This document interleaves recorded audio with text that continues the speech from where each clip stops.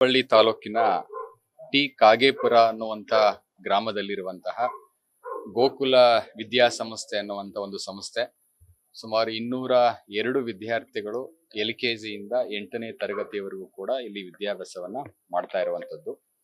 ಅದರಲ್ಲಿ 24 ವಿದ್ಯಾರ್ಥಿಗಳು ಮೇಘಾಲಯ ರಾಜ್ಯಕ್ಕೆ ಸೇರ್ತಕ್ಕಂತ 24 ವಿದ್ಯಾರ್ಥಿಗಳನ್ನ ಇದೇ ಶಾಲೆಯಲ್ಲಿ ಇಟ್ಕೊಂಡು ಶಿಕ್ಷಣವನ್ನ ಕೊಡ್ತಾ ಇದ್ದಾರೆ. ಇದ್ರ ಬಗ್ಗೆ ಪರಿಶೀಲನೆ ಮಾಡಿದಂತ ಸಂದರ್ಭದಲ್ಲಿ ಕೇವಲ ಶಾಲೆಯನ್ನ ನಡೆಸಲಿಕ್ಕೆ ಮಾತ್ರ ಇಲ್ಲಿ ಅನುಮತಿ ಇದೆ. ಆದ್ರೆ ವಾಸ್ತವ್ಯಕ್ಕೆ ಅಂದ್ರೆ ಹಾಸ್ಟೆಲ್ ಆಗಿ ಇಟ್ಕೊಳ್ಳಿಕ್ಕೆ ಅನುಮತಿ ಇಲ್ಲ. ನಮ್ಮ ಶಿಕ್ಷಣ ಇಲಾಖೆಯಿಂದ ನಾನು ಪಡೆದಂತ ಮಾಹಿತಿ ಪ್ರಕಾರ ರೆಸಿಡೆನ್ಸಿಯಲ್ ಸ್ಕೂಲ್ ಅಂತ ಅನುಮತಿ ಆಗಿಲ್ಲ.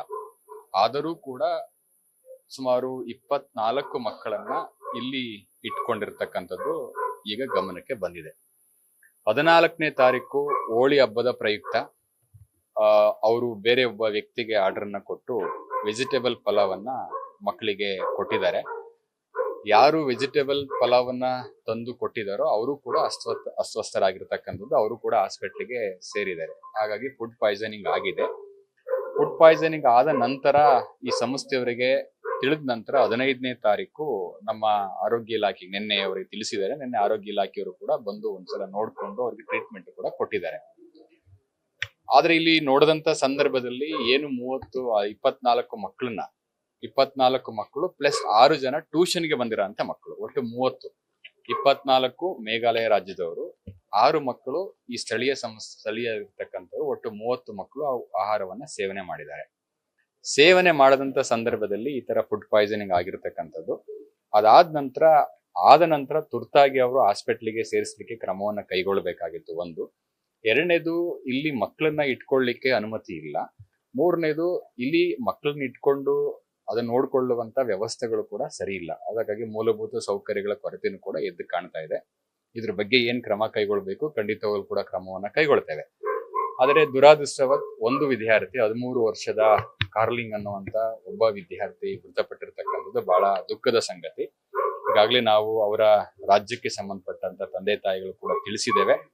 ಇನ್ನು ಉಳಿದಂತ 29 ಮಕ್ಕಳೇನಿದ್ದಾರೆ ಅದ್ರಲ್ಲಿ 6 ಇಲ್ಲಿಯವರು, 23 ಜನ ಹೊರ ರಾಜ್ಯದವರಾಗಿದ್ದಾರೆ. ಆ 29 ಮಕ್ಕಳನ್ನ ನಾವು ಟ್ರೀಟ್ಮೆಂಟ್ ಕೊಡಿಸ್ಲಿಕ್ಕೆ ಕ್ರಮವನ್ನ ಕೈಗೊಳ್ತಾ ಇದ್ದೇವೆ. ಅದರಲ್ಲಿ 8 ಮಕ್ಕಳನ್ನ ಈಗಾಗಲೇ ನಾವು ಮಿಮ್ಸ್ ಆಸ್ಪತ್ರೆಗೆ ಸ್ಥಳಾಂತರ ಮಾಡಿದ್ದೇವೆ.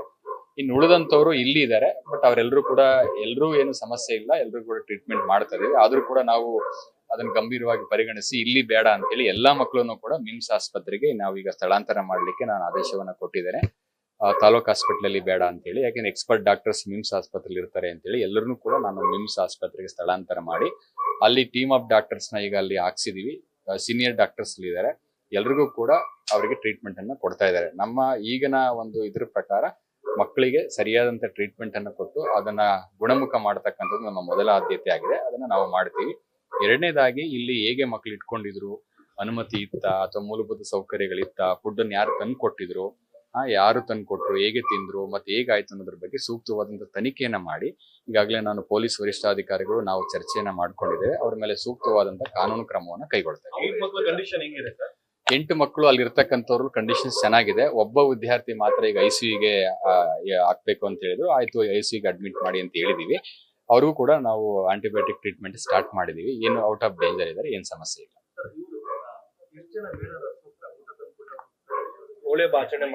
ಅವರು 10 ಮೆಂಬರ್ಸ್. ಅವರು ಕೂಡ ಹಾಸ್ಪಿಟಲೈಸ್ ಆಗಿದ್ದಾರೆ ಪ್ರೈವೇಟ್ ಹಾಸ್ಪಿಟಲ್ ಅಲ್ಲಿ. ಅವರು ಕೂಡ ಟ್ರೀಟ್ಮೆಂಟ್ ನಾವು ಫಸ್ಟ್ ನೋಡ್ಕೊಂಡ ಕೇಳಿದೀವಿ. ಆಮೇಲೆ ಫುಡ್ ಎಲ್ಲಿ ಪ್ರಿಪೇರ್ ಮಾಡಿದ್ರು, ಯಾರು ಆರ್ಡರ್ ಕೊಟ್ಟರು, ಅದನ್ನೆಲ್ಲ ತನಿಖೆಯಿಂದ ನಾವು ಕ್ರಮವನ್ನ ಕೈಗೊಳ್ತೀವಿ. ಶಿಕ್ಷಣ ಸಂಸ್ಥೆಯವರದು ಮೇಲ್ನೋಟಕ್ಕೆ ನೆಗ್ಲಿಜೆನ್ಸಿ ಎದ್ದು ಕಾಣ್ತಾ ಇದೆ.